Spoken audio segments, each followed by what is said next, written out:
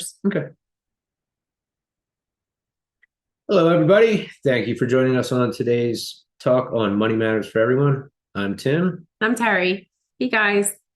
All right, so today I wanted to re-record with you a video that I had, like, right, my very first video that launched this channel talking about paying for chores.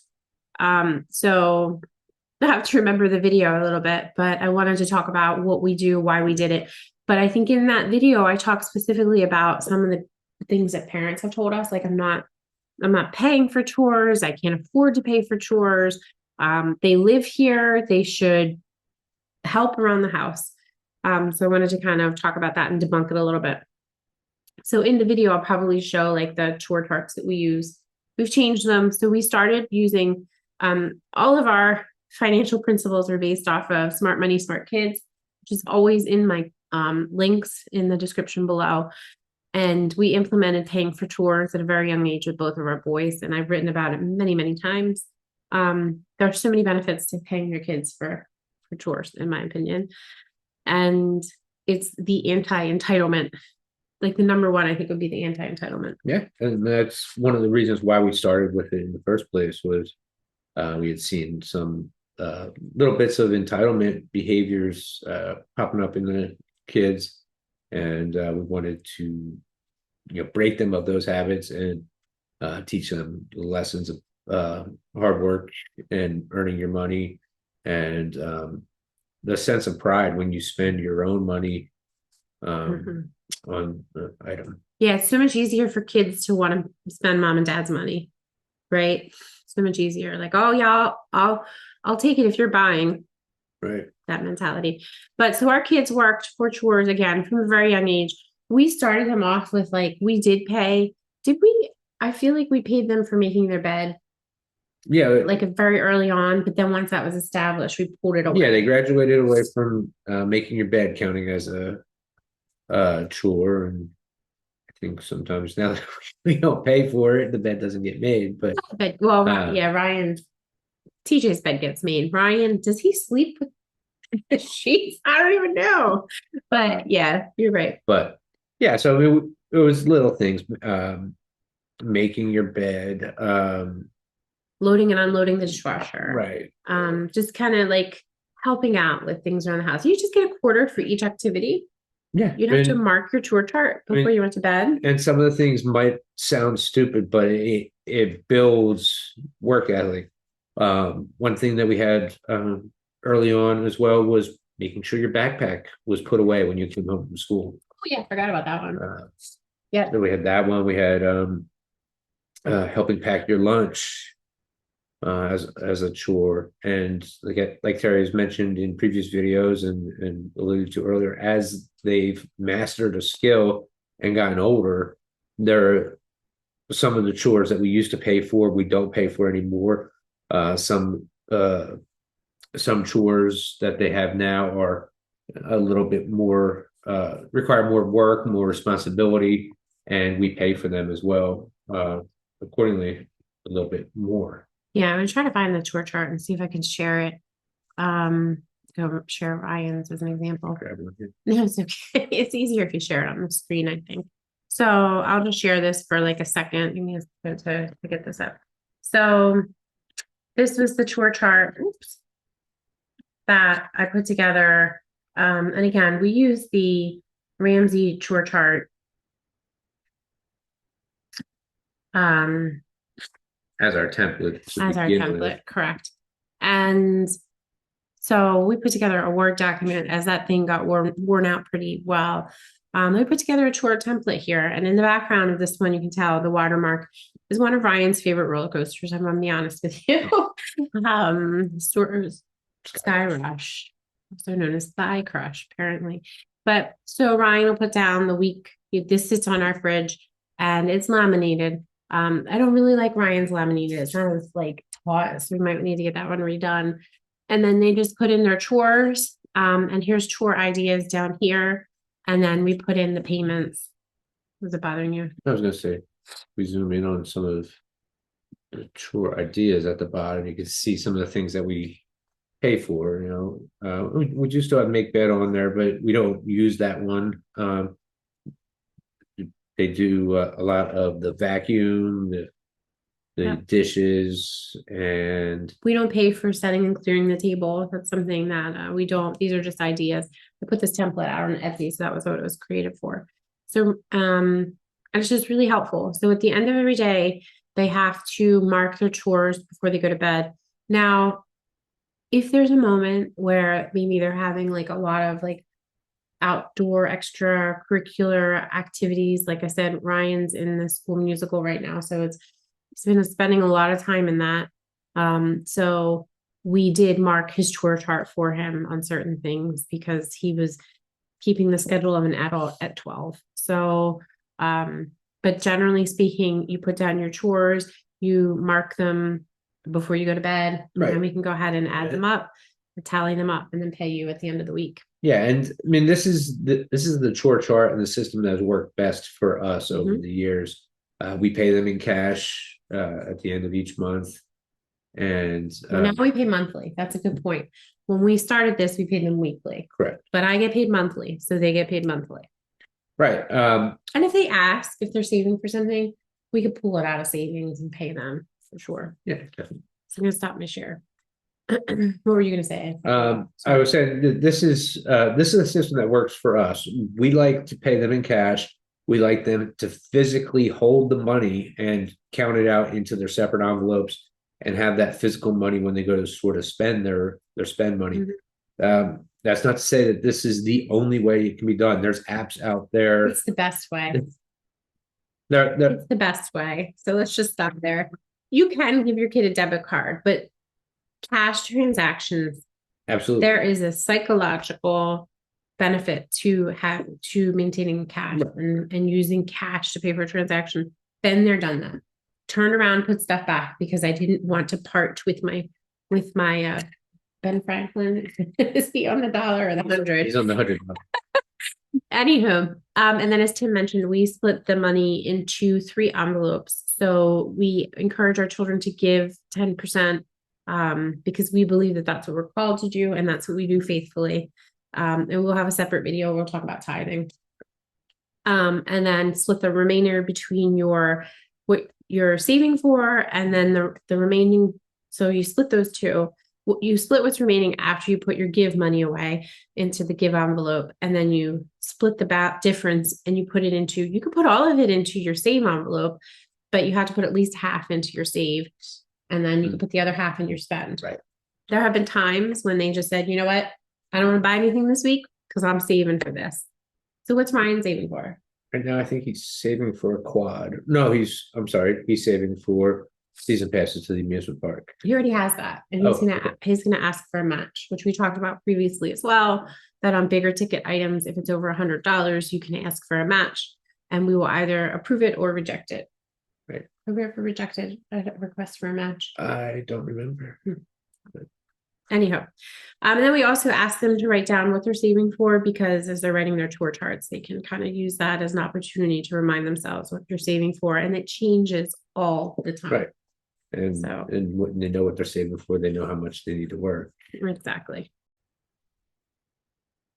All right. So, and then we briefly talked about how we pay for their needs, they pay for their wants. Right. So if it's a bigger ticket item, they can definitely come to us and ask for a match, and we will review it together. And then again, I don't think we've ever rejected a match request. I don't think they've come to us with too many. We have a big one coming up though. Yeah. TJ will be getting his driver's license in June, and he's been driving really well, and he wants to buy a truck. And so we agreed to match him. We did limit that with match. a limit, yes. We read Smart Money, Smart Kids. Apparently the Ramseys didn't set a limit. So thanks for that life lesson there, Dave. We set a limit of $5,000, right? We will match you up to $5,000. All right. So I want to talk about some of the things that we've heard people say when we talk about paying our kids for chores. The typical debunks that we've heard, right? So the first one is, I can't afford to pay my child. I am living paycheck to paycheck, and there's not an extra penny.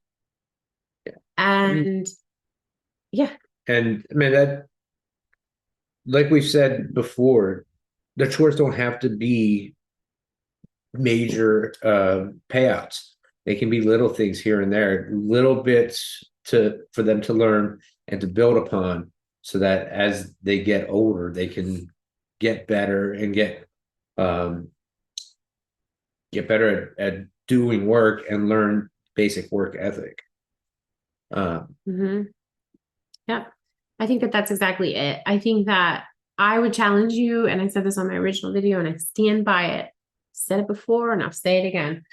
You absolutely, I think you can find space in your budget to pay your kid like $10 a month, $10 a week for chores.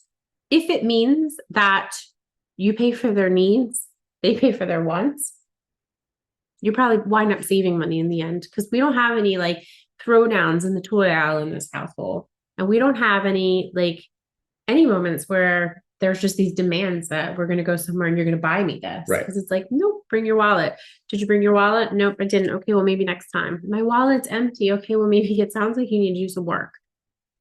Yeah, and I mean, and to some extent, you can think of it as an investment. You're investing money into your child so that they learn valuable life skills of work ethic, budgeting, spending, and maybe that means that they learn how to work and get a job and aren't living in your basement when they're 35. Ouch. Okie dokie. That one hurt. Yeah, I would agree. And I never envisioned my kids living in the basement at 35, hopefully. But when you were saying that, something else kind of snuck in, and I was like, you said think of it as an investment, and you're absolutely right. But also because they're gaining life skills, right? But also they're learning how to help you around the house. And I'm going to be honest, like a young child, right, doesn't do the same level as we do as parents, like deep scrubbing. But if you teach them, Yeah, and you praise them, and you say, hey, next time maybe try dot dot dot, they do learn. And children that I oftentimes think, like, our children know how to make their bed. I understand you said that Ryan like is kind of hit or miss on that. They know how to clean up their area. They know how to clean their bathroom. They know how to take care of their space. They know how to cook meals. Obviously, ours are 16 and 12, so handle with care on that one. Don't let them burn your house down. They can help around the house. And if they understand like the value of money and time at an early age, you might see them helping you more. right. You might see them stepping up to help you. You might even see them stepping up to help you because you say, oh, it's not in the budget. We can't go out to dinner this week. And they bring you their envelope and say, here, we'll go out to dinner. So.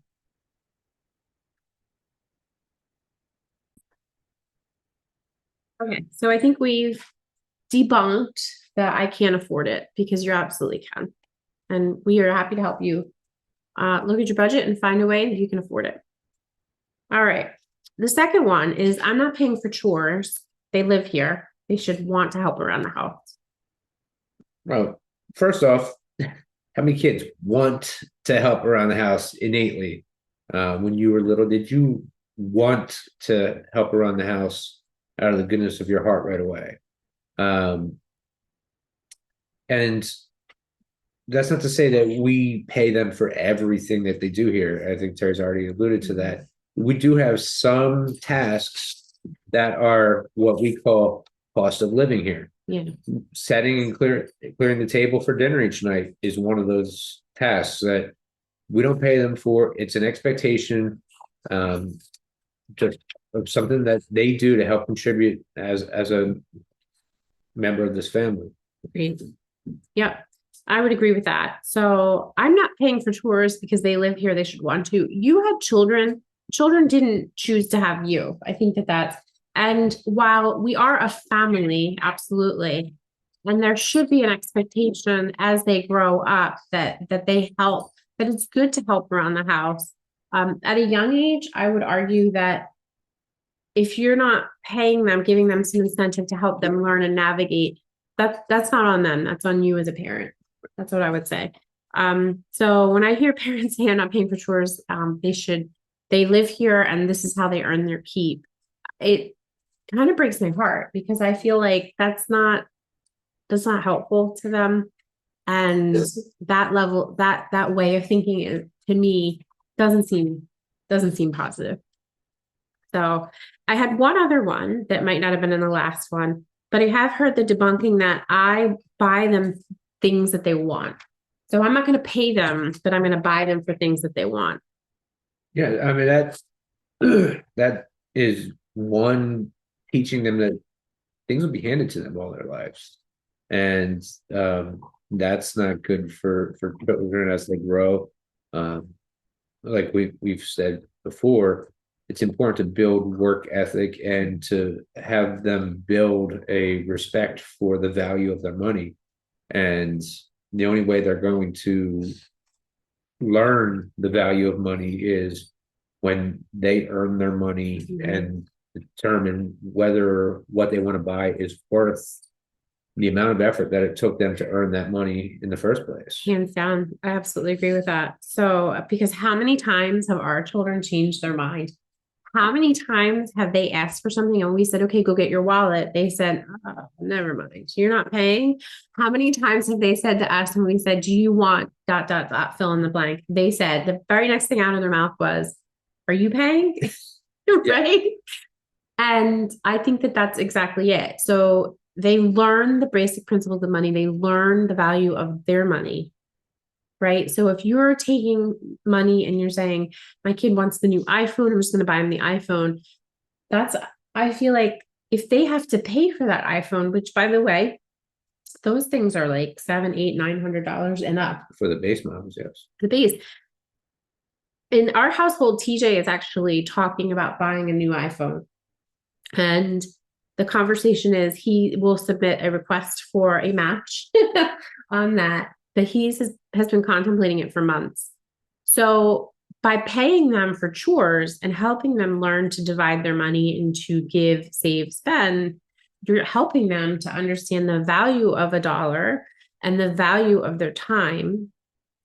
And ultimately, there's going to be a lot of things where they're going to say, that's not worth my money or my time. And we talked about that Right. when we went to Disney and we went into Avatar Land, right? Yeah.